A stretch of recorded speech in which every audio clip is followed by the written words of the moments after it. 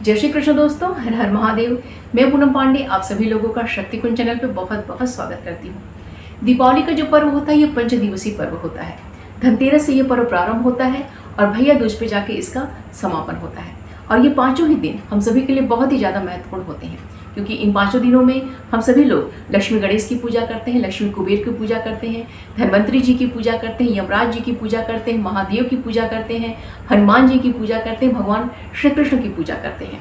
तो ये पाँचों ही दिन पूजा पाठ, व्रत के लिए, उत्सव जो पर्व हम मनाते हैं, इन सभी के लिए बहुत ही ज़्यादा महत्वपूर्ण माना जाता है। तो आज इस वीडियो में मैं आप लोगों को इन 5 दिनों के बारे में संक्षिप्त में जानकारी दे रही हूँ कि ये कब कब मनाए जाएंगे। आगे मैं आपको इससे संबंधित प्रत्येक जो त्यौहार है उससे संबंधित डिटेल वीडियो आपको अपलोड करूंगी, और उससे संबंधित जो पूजा पाठ है उसकी जो विधि है उसकी वीडियो भी मैं आपको आगे अपलोड करूंगी। तो आज का वीडियो आप सभी के लिए बहुत ही महत्वपूर्ण है, इसलिए बिना स्किप के ये वीडियो देखिएगा। तो चलिए वीडियो को आगे प्रारंभ करते हैं। 5 दिवसीय दीपावली का जो सबसे पहला पर्व आता है वह है धनतेरस का पर्व, जिसे धन त्रयोदशी भी कहा जाता है, और इस दिन प्रदोष का व्रत भी रखा जाता है। धनतेरस का जो पर्व है यह कार्तिक मास के कृष्ण पक्ष की त्रयोदशी तिथि को मनाई जाती है। इस दिन प्रदोष काल में भगवान शिव का पूजन अर्चन किया जाता है। प्रदोष काल में इस दिन धन्वंतरी जी का पूजन अर्चन होता है।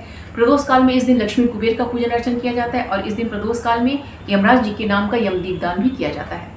और धनतेरस के दिन खरीदारी के लिए भी बहुत ही ज़्यादा महत्वपूर्ण माना जाता है। इस दिन सोने, चांदी, पीतल, तांबा आदि के बर्तन खरीदे जाते हैं, सोने चांदी के आभूषण खरीदे जाते हैं। इस दिन पूजा पाठ की सामग्रियां खरीदी जाती हैं। इसके अतिरिक्त इस दिन घर की अन्य बहुत सारी जो ज़रूरत की सामग्रियां होती हैं वो भी इस दिन खरीदी जाती हैं। तो खरीदारी के लिए भी धनतेरस का पर्व जो होता है बहुत ही महत्वपूर्ण माना जाता है। तो कार्तिक मास के कृष्ण पक्ष की जो त्रयोदशी तिथि है वो 29 अक्टूबर दिन मंगलवार की सुबह में 10:31 से शुरू हो रही है, और ये त्रयोदशी तिथि हमें अगले दिन 30 अक्टूबर दिन बुधवार की दोपहर में 1:15 तक हमें प्राप्त हो रही है। उसके पश्चात चतुर्दशी तिथि प्रारंभ हो जा रही है। तो प्रदोष काल में सारा पूजा पाठन सब कुछ होना है, तो 29 अक्टूबर दिन मंगलवार को ही सारी चीज़ किए जाएंगे। तो इसलिए प्रदोष का व्रत भी 29 अक्टूबर दिन मंगलवार को मनाया जाएगा। धन्वंतरी जी का पूजन भी इसी दिन किया जाएगा, और लक्ष्मी कुबेर का पूजन भी 29 अक्टूबर दिन मंगलवार को ही किया जाएगा। तो सारे जो पर्व हैं, धनतेरस का पर्व जो है वो 29 अक्टूबर दिन मंगलवार को मनाया जाएगा। जो खरीदारी की बात है, तो खरीदारी आप 29 तारीख को भी कर सकते हैं और 30 तारीख को भी कर सकते हैं, क्योंकि देखिए 29 तारीख को सुबह में ही 10:15 त्रयोदशी तिथि लग जा रही है, तो वहां से आप अपना खरीदारी प्रारंभ कर सकते हैं। और अगले दिन 30 तारीख को दोपहर में 1:15 तक है, तो आप अगले दिन 1:15 तक अपनी त्रयोदशी तिथि के अंदर अपनी खरीदारी कर सकते हैं, क्योंकि जो खरीदारी का काम होता है वो त्रयोदशी तिथि में ही किया जाता है। तो खरीदारी आप 29 को भी कर सकते हैं और 30 को भी कर सकते हैं, लेकिन धनतेरस का जो पर्व है, पूजन पाठन जो आदि का कार्य है, वो 29 अक्टूबर दिन मंगलवार को मनाया जाएगा, और प्रदोष का व्रत भी 29 अक्टूबर दिन मंगलवार को मनाया जाएगा।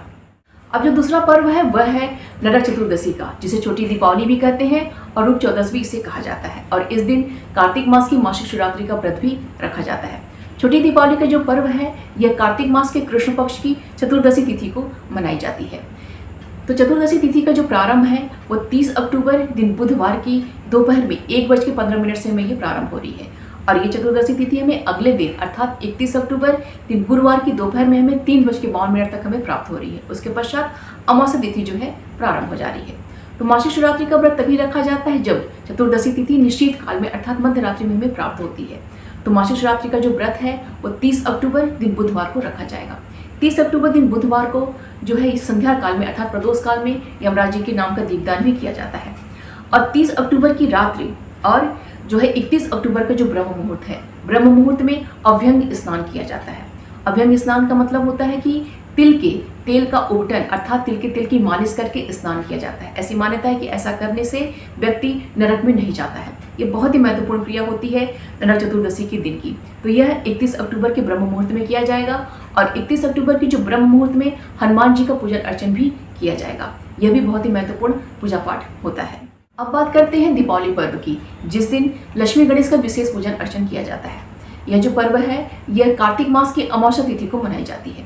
तो कार्तिक अमावस्या तिथि का जो प्रारंभ है वह 31 अक्टूबर दिन गुरुवार की दोपहर में 3:52 से प्रारंभ हो रही है, और यह कार्तिक अमावस्या हमें अगले दिन 1 नवंबर दिन शुक्रवार की शाम में 6:16 तक हमें प्राप्त हो रही है। उसके पश्चात प्रतिपदा तिथि प्रारंभ हो जा रही है। तो इस साल की जो कार्तिक अमावस्या है वो 2 दिन की मनाई जा रही है, 31 अक्टूबर दिन गुरुवार की और 1 नवंबर दिन शुक्रवार की। तो जब भगवान गणेश की माता लक्ष्मी का जो पूजन अर्चन किया जाता है वह कार्तिक मास की अमावस्या तिथि के प्रदोष काल में किया जाता है। और इसके साथ ही साथ कार्तिक मास की जो अमावस्या तिथि के निशीथ काल में अर्थात मध्य रात्रि में श्री सूक्तम का पाठ किया जाता है। श्री सूक्तम से महालक्ष्मी का हवन आदि का कार्य भी किया जाता है। तो पूजन पाठन आदि का जो कार्य है वो 31 नवंबर दिन गुरुवार को किया जाएगा। निश्चित काल का जो पूजन है वह 31 नवंबर दिन गुरुवार को किया जाएगा। और स्नान दान आदि की जो अमावस्या है वो 1 नवंबर दिन शुक्रवार को मनाई जाएगी। अब बात करते हैं गोवर्धन पूजा और अन्नकूट पूजा की। गोवर्धन पूजा का जो पर्व है यह कार्तिक मास के शुक्ल पक्ष की प्रतिपदा तिथि को मनाई जाती है। तो कार्तिक शुक्ल पक्ष की जो प्रतिपदा तिथि का जो प्रारंभ है वह 1 नवंबर दिन शुक्रवार की शाम में 6:16 से प्रारंभ हो रही है। और यह प्रतिपदा तिथि अगले दिन अर्थात 2 नवंबर दिन शनिवार की रात्रि में 8:21 पर समाप्त हो रही है। उसके पश्चात द्वितीय तिथि प्रारंभ हो जा रही है। उदय तिथि के आधार पे गोवर्धन पूजा और अन्नकूट का जो पूजन है वह 2 नवंबर दिन शनिवार को मनाई जाएगी। तो अब बात करते हैं दीपावली के पंचदिवसीय पर्व के 5वें और आखिरी पर्व की, जिसे भैया दूज कहा जाता है। भैया दूज का जो पर्व है यह कार्तिक मास के शुक्ल पक्ष की द्वितीय तिथि को मनाई जाती है। तो कार्तिक शुक्ल पक्ष की जो द्वितीय तिथि है वह 2 नवंबर दिन शनिवार की रात्रि में 8:21 से प्रारंभ हो रही है। और ये द्वितीय तिथि हमें अगले दिन 3 नवंबर दिन रविवार की रात्रि में 10:05 तक हमें प्राप्त हो रही है। उसके पश्चात तृतीय तिथि प्रारंभ हो जा रही है। तृतीय तिथि के आधार पे भैया दूज का जो पर्व है वह 3 नवंबर दिन रविवार को मनाई जाएगी। तो यह थी दीपावली के पंचदिवसीय पर्वों के बारे में जानकारी। आगे मैं आपको इन 5 पर्वों के बारे में अलग से जानकारी वीडियो में बना के दूंगी और उनकी पूजा की जो विधि है उसके बारे में भी आगे वीडियो में आपको अपलोड करूंगी। तो उम्मीद करती हूँ कि यह वीडियो आप सभी के लिए बहुत ही हेल्पफुल होगा। वीडियो जरा सा भी आपके लिए हेल्पफुल लगे तो प्लीज़ इसे लाइक करिएगा, शेयर करिएगा। चैनल पर अगर नए हैं तो प्लीज़ इसको सब्सक्राइब अवश्य कर लीजिएगा। मिलते हैं अगले वीडियो में। अपना और अपनों का ख्याल रखिएगा। जय श्री कृष्ण, हर हर महादेव।